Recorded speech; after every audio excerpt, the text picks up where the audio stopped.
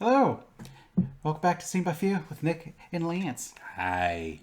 So this time we're going to do a new to the scene and talk about the Munsters movie that came out about a week, maybe some change, to Netflix. Rob Zombie's version. Yeah, not the old school. We're not finally getting around to talk about the Munsters TV show that everyone is just clamoring to hear about. I mean, Fred Gwynn. He's awesome. You don't want to go up there. Sometimes dead's better. Sometimes dead better. Sometimes dead better. So Lance, shall we start off with scores? Yes. What'd you think of the Munsters? If you were to give a score, 0 to 10. So, if I'm being 100 here. Yep. First half of the movie, I was like, the fuck. Okay. And then I got to a point in the movie where I was kind of like, okay, I get it. However, it's still not a great movie. I would give this movie, I'd give it a 5. Oh, I was close. Okay. Yeah, so I was going to give this movie like a 2 or a 3. But then I realized that, oh, and you know what? We'll get into that after we get your score. So, All right. Nick, if you had to rate the Munsters from 0 to 10, what would you give it? So I was waffling between two scores, and I settled on the lower. Okay. So 3. Okay. Bam. So I was between 3 and 4 because it's boring. I think is the big thing. right. Okay. And then I went from like, no, this is badly written too. It's not just that it's boring. It also just kind of blows. So okay. So we're totally in spoiler territory So now. if you've not seen, it's on Netflix. If you want to see it, I don't recommend it. Don't waste your time with it. But if for some reason you are in the Venn diagram of Rob Zombie fan and Munsters fan, and you're that like little speck down there in the diagram, maybe this movie's for you. Maybe you want to watch it. But otherwise, I'd say, nah, you could pass it. So I would recommend it because if you're a Gen Xer like myself, there was probably a point in time where you probably did watch some of these when you were a kid, and I think it has enough nostalgia and what it does. It's the Munsters origin story. It's when Herman met Lily, and you get to find out some fun little facts about the show that they didn't cover in the show. But we'll get into more of that in the spoiler. At this point, let's dive into the movie. So if you want to see it, you know where to find it. Yeah. You've got a Netflix password, or you have access to a Netflix password. And don't blame us. Someone you know has it. And don't blame us. If you don't like it, don't blame us. Oh, yeah. I would say, just scroll over it, hit I do not like so it'll stop showing up, and then go about your day. I feel like there are a lot of Rob Zombie fans who watch this movie that, watch The House of a Thousand Corpses and everything, and they're like, yeah, Rob Zombie! And then they got, then 10 minutes into it, and they're like, the fuck is going on? So... sorry to those people. Yeah, they're in the one circle, but not the other circle. Yes. So yeah, beat it. Yeah, let's dive into this. I'm gonna call it a fruitcake because you're never happy when you get a fruitcake. Yeah, there's a lot of fruit and nuts in this one, and it's colorful. Oh, it's pretty. It's definitely pretty. It's just kind of like here's the Christmas fruitcake. You can give it back to me next year. All right, so we're assuming you're gone at this point. Yeah. And now you're back. Honestly, I assume everyone's gone at this point. No one's clicking on this one. Hey, it's new. People want to hear people shit on it. Yeah. So. But you'll get a little bit out here. A little bit. So all right. So welcome back, and we're in spoiler territory, and so. Watching this movie, the first half of it, I was just like, this movie is fucking garbage. I checked, the first time I checked to see, how much longer do I have in this fucking movie? I was 30 minutes in. I'm like, there's another fucking hour and a half of this shit. Yeah. It's just boring. It's not awful. I'm not watching it being like, I'm just kind of like, yeah, so. Hurry the fuck up. But I mean, I think that's the thing. The acting, I think, is decent. It's fine, I guess. But I mean, well, okay, so... But I mean, it's... Who is this movie for? Probably children. Yes. So, I'm not super worried about how bad the acting is, because kids don't care about acting. Well, I mean, it's... I've got to imagine that it's, on some level, kind of maybe a little above children because the whole if the tombs are rocking, don't come a knocking thing. I guess. And he's like sitting there like air humping the entire time, like doing the like that was. I don't know. Well, that's I think that's one of what if you would assume it's for children because I mean it's colorful and like the lighting is there to kind of like bring life to the kind of like craziness and be like, look how fucking it's like an action figure walked on, or like it's live action. The neon world of the Munsters. Yeah, it's trying to be all nutty, but then like you're watching it like I don't think kids would find this funny either. I don't find it funny. Yeah. Who's this for? Well, so it was... It's for Rob Zombie. Yeah. Well, it's like, I feel like he was able to get a hold of the IP, and he's just like, I want to do it like it was back in the day. Mm-hmm. Even though, from what I remember of the show, and I did not go back and watch old episodes. No, me either. But I remembered loving the Munsters when I was a kid, because... original cast, you had Fred Gwynne as Herman. I fucking love Fred Gwynne. People would probably know him more from... instead of Pet Sematary, he was the judge in My Cousin Vinny. The man had a legendary voice. Then you had Al Lewis as Grandpa. You had Yvonne DiCarlo as Lily. And then we didn't get into Eddie, or we didn't get into Marilyn. No. We didn't get into any of that for this movie. And we kind of just got the three of them. Right. And I guess some cameos from people that used to be in the show or something like that. Yeah, and then we even, like, they even had a mention of Lester. And, like, I don't remember Lester, the werewolf who's always down on his luck. I don't remember him from, like, the old show. But apparently, he was in the old show. Yeah, it's like, so, I mean, I've read the trivia on IMDb, and it made mention that, like, the Gilman was in one episode. And he was, like, Uncle something or other. You had the brother that was a werewolf that was in one episode. You had the Tin Man. That was their wedding pastor who was in one episode, and apparently that's where they stuffed the original Herman actor was in that costume. Was in the Tin Man? According to the. So Fred Gwynne's dead, I think. Oh, okay, they stuffed someone in it. Yeah, I think Fred Gwynne. Yeah, he died in. He died in '93. Oh, jeez, okay. So I heard they stuffed someone in the Tin Man too. Yeah, I don't. That's like was an old school actor and be like, why would you stuff them in the Tin Man suit? Yeah, that seems cruel, but it's Rob Zombie, so kind of on brand there. But yeah, I mean, everyone in this cast is dead, I think. Really? Okay. So yeah, like I think they're all gone. So this is what I did like about the movie. What I didn't like was pretty much most of it. The acting is not great. No.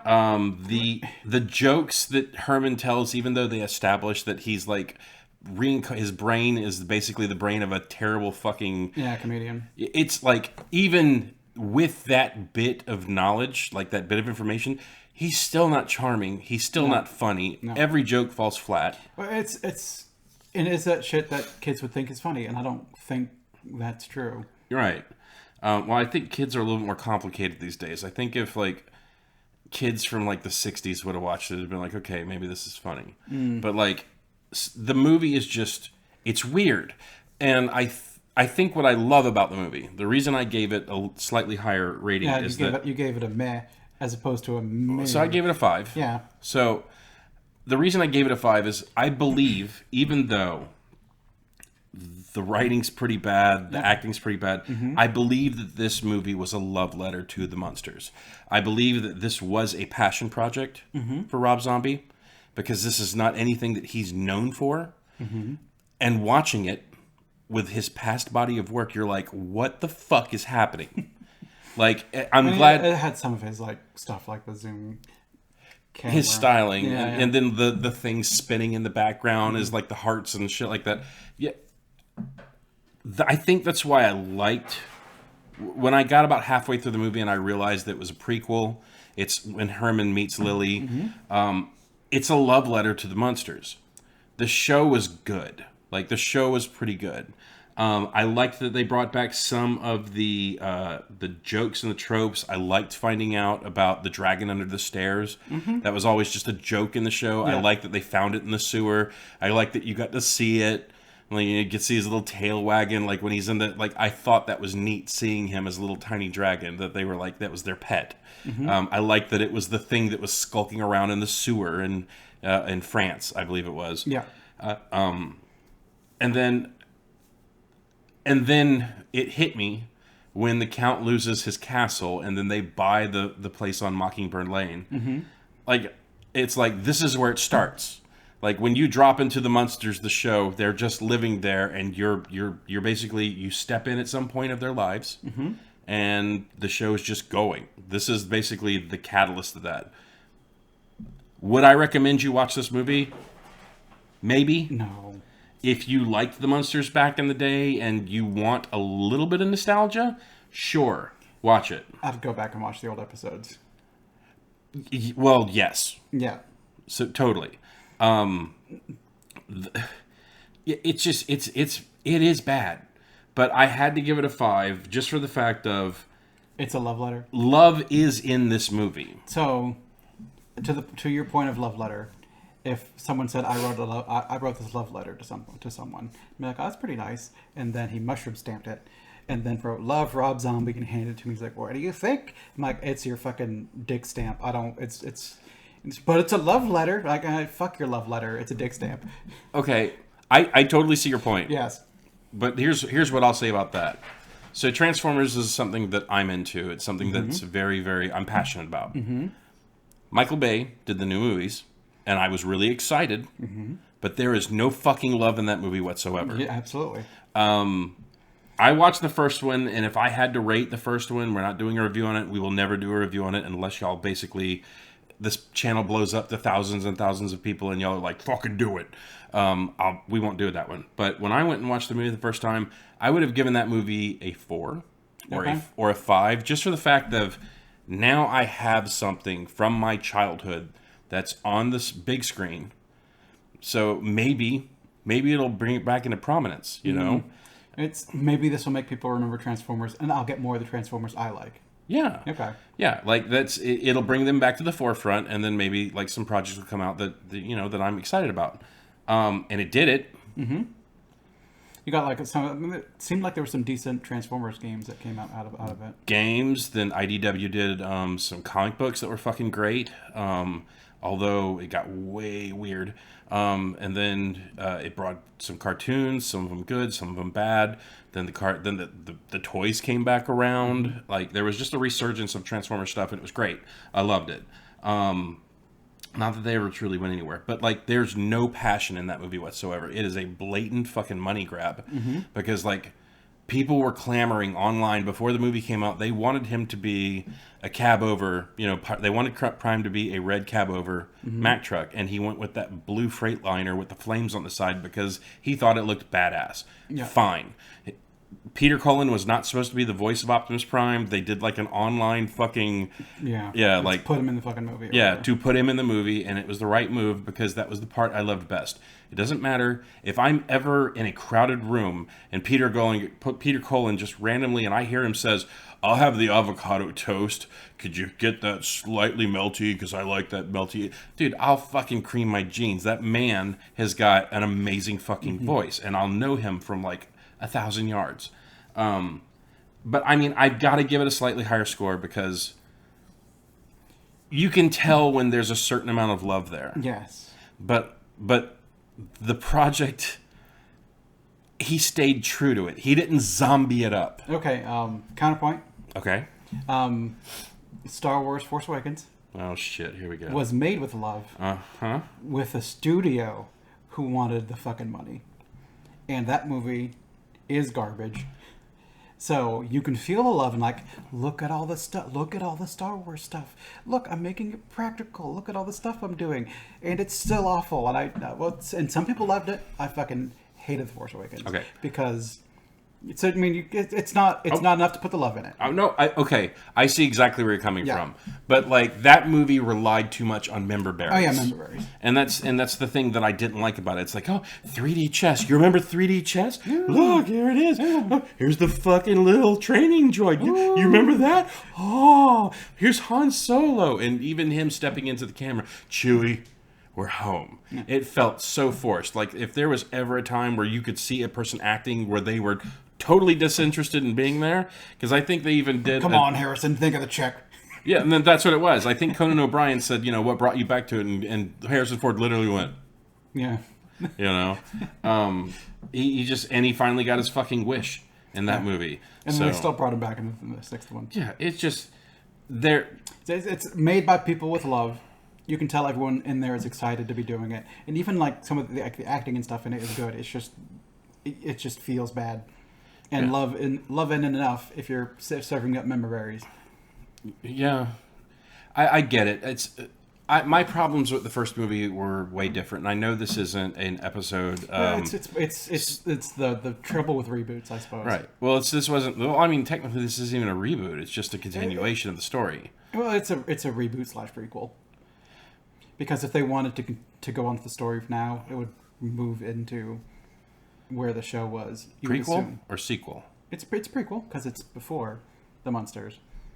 Oh, okay. I thought we were still talking about Star Wars. Sorry, that was a sequel. But, yes, like the Munsters is a reboot, and the Star Wars one was like a soft reboot. Because it's kind of like, people don't remember Star Wars. We've got to rehash the Star Wars story again to get it up at the forefront of people's mind. Yeah. Yeah. For the fact that they changed the actors and everything, I guess I would say it is a reboot. Yes. But they're still following the same storyline. The house still looked the same. It could fit into the continuation and make sense, I suppose, except for, I guess, the fact that Grandpa hated him. I guess in the show they were friends. Well, but I guess eventually his bad decision became a we're rich decision. Maybe he grew on him or something. So Grandpa still kind of acts the same in the. If this is from memory, I have not watched any of the Munsters lately. This is from memory, but Grandpa still thought that Herman was like a bit of a fucking nincompoop, like in the show. But like Herman Munster in that old show, he's goofy. He tells the bad jokes. He has the and the he has the stupid laugh. Yeah. But like he still is a person of moral character. That show had one. It's like a clip that they play these days where he talks about the fiber of someone's character. You don't judge people on how they looked. You judge them by their character. That's still one of my favorite clips that came from back in the day, and I think that's what kind of stoked me to like want to start watching the Munsters shows again. Yeah, but I think what is true of that, they have him walk out of the house after Halloween and looking at all these people being like, oh my god, they're gross and hideous. And it's kind of going against his character, I think. Well, yes. He should have he's supposed to be like, we are, people look at us and judge us for how we look, but we're good people. So we need to project that onto other people. We need to treat other people with respect. Sure. Plus that part was like completely like out of place because they go to Paris. Yeah, and they're hanging out with people. Yeah, they're hanging out with people, and they're fine. But that's bad writing. But see, okay, they're also on a plane from the what was it? Airline Transylvania 666. Transylvania's in the fucking name of the airline, and people on the plane are like, "Oh my god, fucking 3 monsters!" Right? They're like, "You're coming from Transylvania, where apparently everyone is a monster. Like they're walking around the street, everyone's a fucking monster." Right. Or in some way, like creepy and like like this Dr. Frankenstein. And here's like a creepy gypsy woman Floop. or whatever. Yeah, and Floop and everyone is related to monsters in some way. Right. But on Air Transylvania, the stewardess has got to put a parachute on and jump out of the plane. Well, like everyone's going over there to basically look at the castle of like Vlad Tepes and everything like that, and then fucking Frankenstein and a vampire chick who was walking around quite a bit in the sun. I don't remember if she was doing that in the old TV show. Probably. I don't think they give a shit. Yeah, no. And even Grandpa, who is like an ancient vampire. But I'll see your point and raise you this.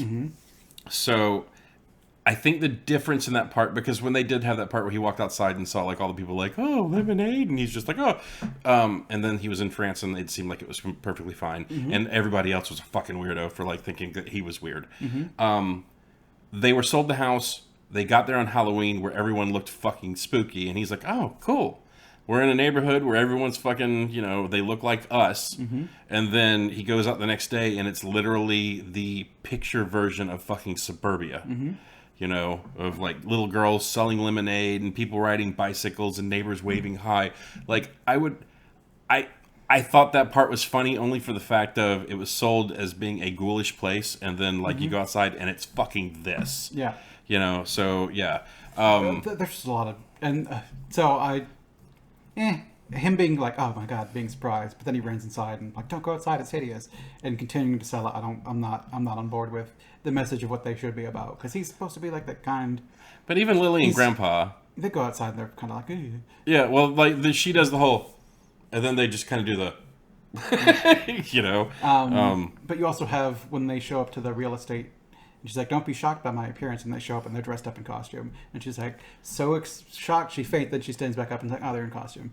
Like, why? Right. Why? I get the you being shocked by their appearance, but the joke isn't you pass out, then wake up and go, "Oh, you're in costume."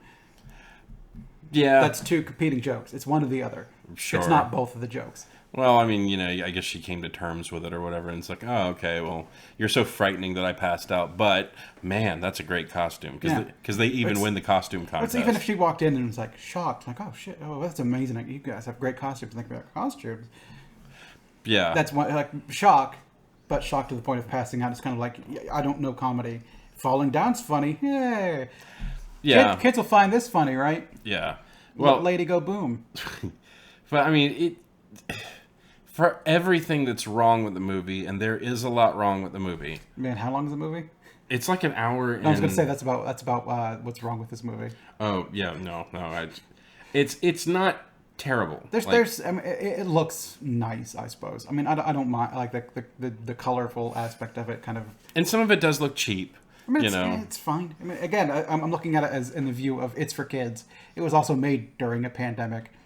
True. So I'm willing to give it passes in certain areas, but the writing, Yeah. and your comedy not being funny. Well, it's I mean, who the fuck is it made for? well, for like 5-year-olds, I think they're gonna laugh at some of that stuff.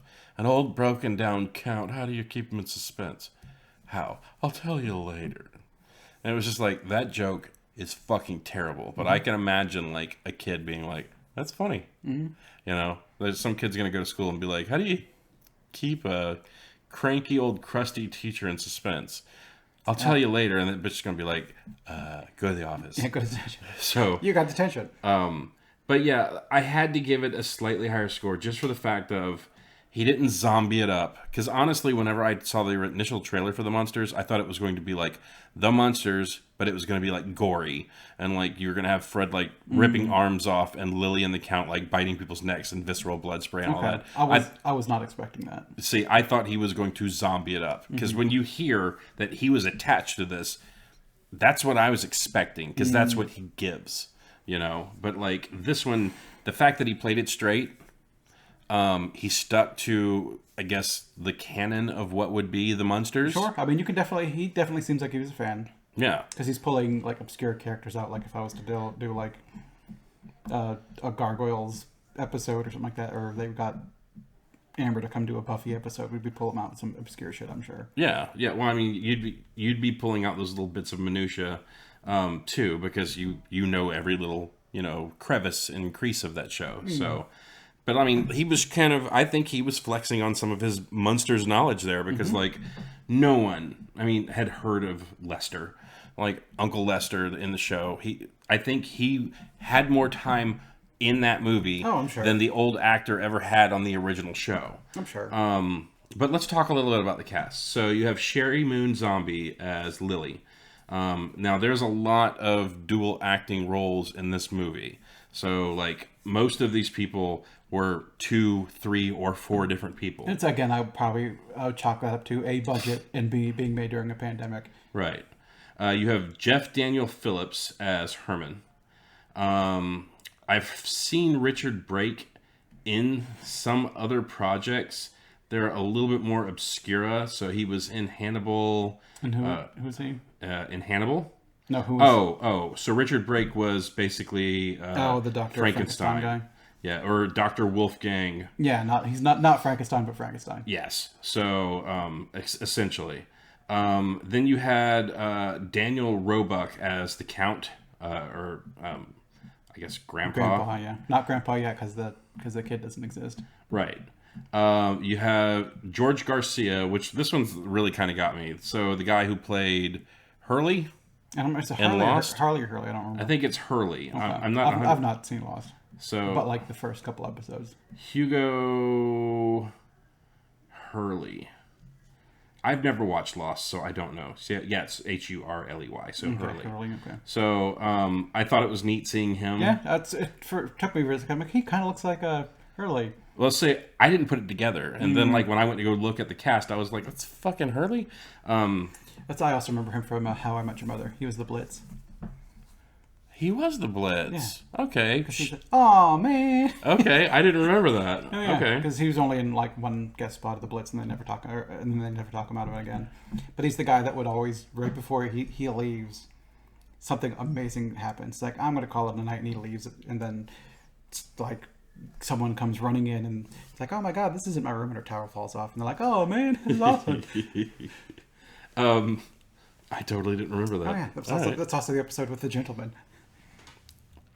Or it's something, we don't see it on screen because Ted leaves early and Blitz is there. And then the next time they show up, everyone else is doing The Gentleman. Oh, okay. And Ted's like, oh man, I missed it. Oh man. So, yeah, it was neat seeing him. Yeah. He was Floop.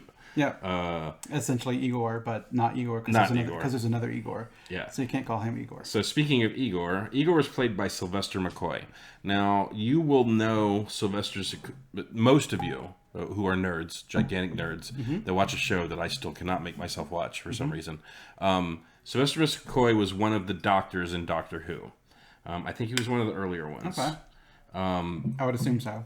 Yes. So I know he's got a number, but I'm looking through IMDb right now, and all it says is the Doctor. The Doctor. They They don't give him the 13th Doctor a number. So I think he was in the Doctor back in the day before they brought the show back on, because he was the Doctor from 87 to 89. Yeah. It looks like. So, and then we got to see him at Dragon Con, like speak at one of the Dragon Cons, and he seems like he's a very funny person. Yeah. I mean, I liked the Count. I liked Igor. Their interactions were kind of fun. I kind of like that. I guess Igor, in the show, he always had a pet bat named Igor, and in this one, it turns out it's his old butler guy. Right, and I thought that was neat. It's fine. I thought it was neat enough. You'll also know Sylvester McCoy, and this is the one I didn't know. He played Radagast in the Lord of the Rings movies. The Hobbits. Yeah, the Hobbits. He came back in The Hobbit, not in the original ones. Well, yes. Yeah. But he was Radagast, the Grey, I think. The Brown? Was he the Brown? He was the one that was all high on mushrooms. Yeah, Gandalf was the Grey. I think you had two blues that weren't shown in the movies. I think the Brown was Radagast. Right. Yeah, he was the one that was like always eating the mushrooms and everything. He was the one that was tripping. Yeah, and the white was Saruman. Until Gandalf took it over. You have... so here's the one that I really tripped out on, was you have Cassandra Peterson in the movie. When she started talking, I knew immediately who she was, but I still had to go look it up. So Cassandra Peterson is Elvira. And I really thought it was neat that they got her in the movie because she is synonymous with, like, you know, old school horror movies and stuff like that. And she's gorgeous. Like, the woman is just an absolute knockout. You had Tomas Boykin as Lester. Boykin. And the only reason I'm bringing him up is just because he was so prominent in the movie. But like, I kind of liked him. He was. I like that he was kind of that, like, the brother that you don't talk about because he's kind of a grifter for the most part. Always needs money. Like, oh man, if you just give me that little bit of money, I'm going to turn it big and whatever. Yeah. And I'm like, okay, that's fun. But then at the end, they made him actually come back up with a butt ton of money. And that kind of defeats the purpose of a character like that, I suppose. Yeah, well, I mean, he ended up being straight up, you know, like the way they made him seem like he was the dude that would take the money and dip, and then like whenever he would hit it big, he would just, you know, not pay you back or anything. But then all of a sudden he shows up with a fucking check for Herman, and they're like made. And I thought that was groovy. Plus, I also liked that everyone was doing like, Grandpa was like doing the whole what kind of thing. Like they were all doing their accents. And like him doing the oh man, you know, like the gruff street vampire or gruff street werewolf. Yeah. I just thought it was great. That actor did a fantastic job. You have a lot of other people in here. So apparently the guy that was in the Tin Man, the voice of the Tin Man, was Butch Patrick. I don't know who that is. Does he have a role in the Munsters? If you like click on him. So the Tin Can Man is Victor Ergy. So in Hellboy, he was an assistant director, additional crew. Seems like he's a behind the scenes kind of guy. So I don't know if he was any kind of actor of prominence. Yeah, I don't know either. Again, it was one of those things that I read on. But the voice of the Tin Can Man looks like Munster Go Home, which looks like it was an old school The Munsters movie. Hand of Death. Let's see. He looks like he's an old school monster movie guy. Okay. So, yeah. There's one I kind of... Guitar's Graveyard Gang.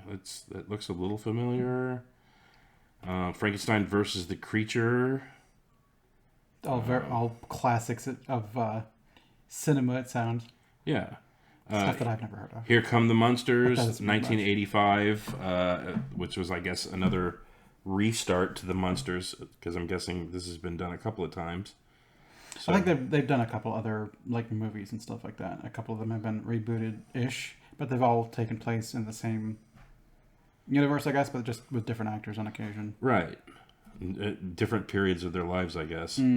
But anyways, and there's a few other people that are probably well known to others and not so much myself. Yeah, the Munsters is, before my time. Yeah, there's like a lot of additional crew and some of these other folks. But anyways. Yeah, and I don't see the trivia about who was in the suit either. So I must have seen it somewhere and... Well, it's beats me. I don't remember. Yeah, so the voice is apparently a person who's been in like some of the old school like horror movies and stuff like that. But anyways, neither here nor there. I still have to say, like, I just watching the flick at first. So Nick texts me and says, "So we need to pick a movie." I gave out 3 suggestions. Right, and I immediately jumped on the Munsters, and I was like, "Yeah, let's watch the Munsters." And then as I sat and started watching it, I was like, he hates me right now. Like, somewhere Nick is watching this and like, fuck that motherfucker. I gave 3 options. And, 2 that are just on... Well, go ahead and say them. No, because I'm not doing them. They're just on Netflix. And we were thinking, like, this might be a co-video. But then I saw the Munsters. I'm like, oh, actually, that one's pretty new, isn't it? So I threw that one out as an option to be like, we could put this one out, like, essentially, like, the day after we record it, because it's new. Or we could save this one for... the end of November, because that's when we'd be otherwise filming for. And you're like, let's do the Munsters. And I'm like, okay. And it reminded me at least of when I texted you, being like, Home Alone. That's a new one that we could do for Christmas. And you're kind of like, yeah, sure, let's do it. And I watched the friggin' movie. And then afterwards, you're like, yeah, I'm not going to watch that movie. And I'm like, thanks, Lance. Thanks, Lance. I just watched the Home Sweet Home Alone. And you're like, no. So I have already apologized for that one. Because, well, so with this one, it was like I watched it and was kind of like, okay. And I kept watching it just for the fact of, I love the guy who played Grandpa. I thought he was great. Yeah, I like him. Sylvester was awesome. Like, there was a lot of good actors in the movie. I even like the guy who played Herman. I mean, they're all charming to a point. But it's like the storyline... Like, the premise of the movie is just... The writing's bad. It's bad. And it felt like 3 episodes of TV jammed together, flowing into a movie, and it didn't flow. Well, it's kind of like how they met. Okay. Oh, now they're getting married and going on honeymoons. It's like, oh, okay. Well, they're in Paris for whatever reason. All right. Lester's doing a real estate scam. Oh, okay. And then they're moving to LA. And you take all those 3 things that don't super flow well to great together, jam them into one thing, make it 2 fucking hours long, and then make me watch it. Well, so you literally had to watch the prequel of the show to find out how Herman met Lily. Now you know what their conditions are and why they are, and now we can just start the show. Yeah, we could have skipped the Paris shit. I mean, to be like, look, Spot. I mean, you could have gotten Spot somewhere else. He didn't have to be a Paris beast. He had to be the sewer monster. He didn't have to be the Paris sewer monster. He could have been the Los Angeles sewer monster. I bet, and I'm not going to look it up now, but I bet there's probably some mention of a sewer monster of Paris, and that they were basically just saying, oh, it'd be funny if it was a dragon that was like, and that was Spot from the Munsters. It seemed like they were, because like even when they met the uncle in Paris or whatever, the guy who was the creature from the Black Lagoon. He wasn't in Paris. He was during their dating montage. Okay, well, even when they saw him, that costume was horrible because it had super stiff hands, and I liked that they were watching old Creature from the Black Lagoon movies, like he was an actor, and like they're laughing and having a good time at the movie. I thought that part was funny and a little charming. The movie did charm me. Like eventually, at some point, like the acting, like I said, not the greatest, but like they. The one thing I will say is that all the actors in that movie gave 100%. I will say that. Even it's what you had was super thin to work on. Like, we could go and find some show like How I Met Your Mother right now, and we could be like, go back before the salt, pepper, and cumin phase of like the three, and then be like, well, what were they like before that? And then you'd have to like figure out some bullshit on why Ted is the way he is. But, how they got together of this movie was they looked at each other and they're like, that's the one, and they were the one, and they had very little problems getting together. There was barely any bumps in the road. Just that, like, oh, my dad doesn't really like you. Fuck him, and they got married anyway. And it's not like that's not a romantic comedy movie that you would watch, where usually there's like shit going on. And if you're going to do that movie, make that the only movie you fucking do. Don't do all of it. And maybe at the end you're just kind of having like, I've got dreams of going to Hollywood, and then bam, you're done. You don't actually have to go on the Transylvania Air and do all that shit. So I'm going to go ahead and guess. For Rob Zombie to get this IP and be allowed to make it, he had to give somebody a hell of a pitch. And he probably started with, okay, I want to redo the Munsters. And someone went, it's been done. And he went, okay, I want to redo the Munsters like with my goofy like background stuff and like my style.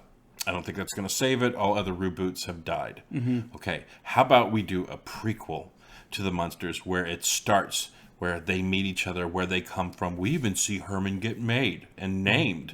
And someone went, okay, maybe there's something there for that. And then Rob and Sherry sat down to pen the script and went, fuck. How are we going to make this part charming? First hour of the movie, I was literally watching it going, I fucked up. You sent the text message to the Munsters, and I'm like, oh, he fucked up. So I was going to send you a text. Halfway through the movie, I was going to send you another text going, I don't know how far you are in the movie, but we don't have to do this one. I was going to do that. And then I hit that turn where they found Spot, and then it was cute, him in bed, like, wagging his little tail. And they're like, how's the little guy doing? That's where it started to kind of get me a little bit. And then I started actually liking the acting of the guy playing Herman. I mean, it's whatever. I mean, it's over the top. And again, I'm thinking of a family comedy movie. Right. So generally during a family comedy movie, you're not watching it for necessarily like the, man, this guy's so great. You're he's kind of funny. He's charming or whatever. And you're just looking for occasionally a bit of amusement for adults, because generally they try to make, you're a parent watching this movie with your kid or whatever, you got to feed you something, and I didn't feel like I got fed anything. So the child's gonna be like, ha ha, and the parent's gonna be like, ugh. And then you're gonna have that one boomer in the room. It's like, that's how he was. Oh, that's how Herman was. There's definitely gonna be a generational gap right there in the middle. Again, I'm Gen X, so I'm like closer to 50. So these were shows that I remember watching with my father. I've seen all of them too. Yeah, like I think that she's come on like Nick at Night and stuff like that. But I think there is a direct comparison between this and the Addams Family, because this movie is a remake, essentially, of an old black and white TV show. The Addams Family was a remake of an old black and white family show. And the Addams Family was a fun movie, and this one wasn't. The Addams Family had some funny bits to it. This one kind of missed for me. So, and I think even the Addams Family one kind of gets like, here's how they got Lester back into the family. So it even had some prequel-esque things, but they still had Pugsley and Wednesday. And I think if this one had just leaned into it and had the kid and the niece back or whatever, it probably would have been fine. So I was expecting for them to have... is it Mallory, is in her name? I'm not going to look it up. I expected the whole family to be there. Yeah. But they weren't. Yeah. And then when I realized what they were doing, like I said, I was kind of on board at that point. I think if you went back and watched the Addams Family now... that you wouldn't remember it as fondly as it. I watched it last year. It was good. It was still good. So I liked Raul Julia. I believe it was who played Morticia. I don't remember her name, unfortunately. But she was also I think really it's good. the same actress that plays Hela. In No. No. So just so we can. I'm trying to get. I'm trying to get street cred here. It's Angelica Houston. Houston, that's the one. Angelica Houston. Yes, that's her. I got it before he looked it up. Yep. It still gives me some of my street cred Yes. back. Christopher Lloyd as Uncle Fester. Yep. Then you have Christina Ricci as Wednesday. And who the fuck knows who Pugsley was. I love Raul Julia. I love Angelica Houston. Yep. I did not think Christopher Lloyd did a good job as Pugsley. Or not Pugsley, as Fester. Not really. Because I did not like Fester in those movies. For most of the first movie, he was pretending to be Fester. Because he lost his memory. So it's like, man, he's not doing a very good Fester. I mean, that's kind of the point. Yeah, but then like he was still even bad in Addams Family Values. So I'll be honest with you, that movie did not age well for me. I think the second one is still also pretty good too, Addams Family Values, because he also had some funny little Thanksgiving Day bits in it where Wednesday and Pugsley are doing the bloody Thanksgiving thing. That was funny. Yeah. But it's like when you watch those movies, you're watching it less for Angelica Houston. You're watching it less for the parents. You're watching it more for Wednesday because she seems to be like the character that's kind of thrust out front in it, and her antics. In the second movie, in the first movie, they're kind of like sidelined, and it's more about Raul Julia and Fester and Angelica Houston because it's essentially Gomez finding his brother again. Mm-hmm. Like Raul Julia was just great. He's so fucking good. I mean, he's the one that made Street Fighter the movie good. Him as M. Bison. Game over! He was fucking great. I've still never seen that movie. It's not the worst thing you'll ever watch. Yeah, well, I gave this movie a 3, so there's a lot of room for Street Fighter to be better than this one. I just had an idea. Let's do a series where we start Yui Bowl movies, and we start from his first one all the way to the last one, and we'll call it The Hunt for the Worst Yui Bowl Movie. You just realize you're just like, let's watch all the Uwe Boll movies. Meaning you would have to watch all the Uwe Boll movies. I get it. But it's like, we'll start being able to use some of these lower cards that we never I know, ever get to use. Like, so, I mean, we have these nicely printed cards, or printed. We got these nicely, but we printed them out with our marker. Yeah. We got these nice little cards over here, and if you look over at like... 0 is in there. We have we've 0 in there. We've got like 0s, 1s, 2s, and 3s. Yeah, and we always pick movies that like there's a 10 in there end up being good. Well, I think that's the problem is that we keep picking movies that we like. The whole foundation of this whole series at the beginning was supposed to be it's for Have You Seen is us making each other watch movies. Right. This one was more going to be just a co-video. We're like, it's streaming, let's watch it. Because I think Night Teeth, the very first one we did for co-video, we ended up giving that movie like a 4. Something like that. Because it was like, it's fine. It's got stuff in it that was okay, but it's a little on the less than amazing side. Yeah, it's... And in comparison, you like this movie more than you like Night Teeth? Yeah. I don't think I would rather watch Night Teeth again than this one. Because Night Teeth was funny. Not on purpose, but it was funny. I mean, I have to admit, I like to see a movie where you can tell that someone did love this property and they're trying to do it right. Like, I was expecting like some over-the-top Rob Zombie bullshit, but there was none of it. Yeah. And I was actually like grateful for that. Yes. I think I've only seen 2 of his movies. The first 2. And I do not like them. Well, I honestly, whenever I saw the thing for the Munsters, I honestly expected it to be like basically the Winnie the Pooh movies that's coming out. The one where he's basically like some kind of psychopath. There's a have you seen that trailer? No. Yeah, there's like a Winnie the Pooh like horror movie coming out now. All right. Now that Winnie the Pooh is like out there out in public. Yeah, there's a movie coming out where just better not put a red shirt on him. Yeah, well, yeah, no red shirt. But like, there's a horror movie coming out for Winnie the Pooh, and this is what I expected this to be. I expected it to be like funny Herman Munster ripping people's fucking arms off, or like Grandpa delivering the Grandpa line and then grabbing somebody and like sinking his teeth into their neck and it's spraying.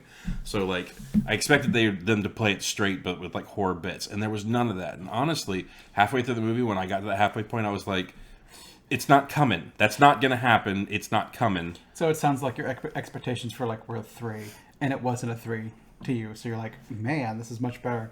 Because I think I went into this movie expecting like a 3 or 4, and I'm like, yeah, it's about where it is. See, I just did not know what to expect. I remember watching the trailer for it and was just like, okay, this looks like a thing. And then like I was expecting that they left all the gross parts out and people would go watch it and just be like shocked. Because that's the kind of stuff that Rob Zombie does. He puts a lot of shock value shit out there. And then it never happened. Like it was what was the line from Euro Trip? Miami Vice, #1 new show. No, it was the one where he was tripping on brownies and he goes, we went to see the thing and it had a girl in it, but the girls never came. The girl never came. You know, like it was kind of like that. Went to see a donkey show or something like that. Something like that. But yeah, it was. I was just relieved. Like I was relieved that it was face value what it was supposed to be. Now, is that now that I'm thinking about it, is that enough to give it as high as a score as I did? Probably not. But like, it's rare in this day and age for people not to take old properties and try and turn it into something different and it just be bad. And I guess I was just grateful that he did not want to do that. That it still felt like the Munsters, just boring Munsters. Yeah. But I mean, yeah. But it didn't feel like, horror movie. It felt like the Munsters. No, I think if you've watched a few episodes of the Munsters and you like the Munsters, you'll watch this movie and be like, okay, the writing's pretty fucking bad in this, but like it feels like a Munsters movie. And I mean, I gotta say that's gotta count for something.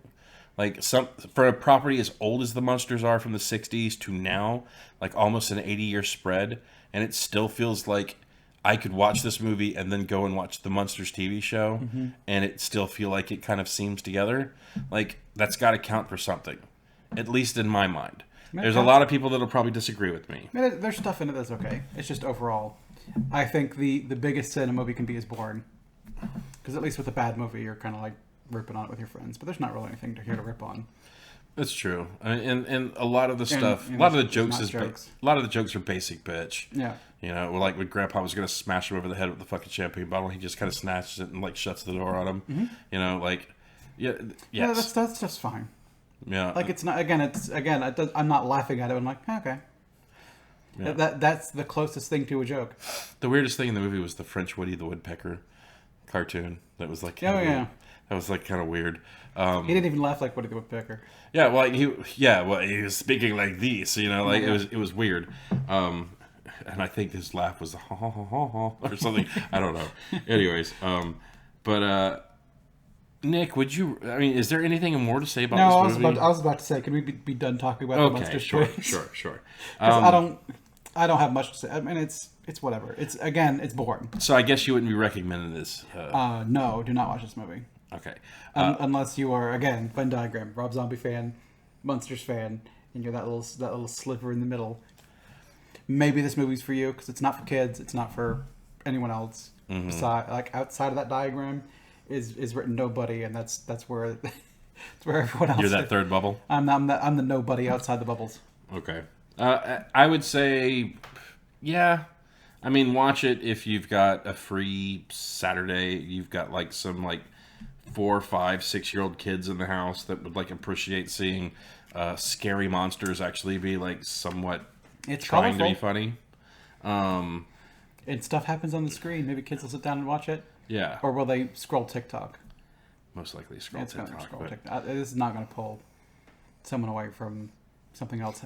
Did you set Jackson down to start watching this movie? How long before he faded away and started doing something else? I think the colors would keep him there. You think so? I think the colors would keep him there, but then like when they get to them playing straight some of the things that happen, like, oh, it was a girl, she's my ex-wife, and she's trying to take the castle, and I did this, like Jackson would just be like, boo. Yeah, it's not. Who the fuck is this movie for? Yeah.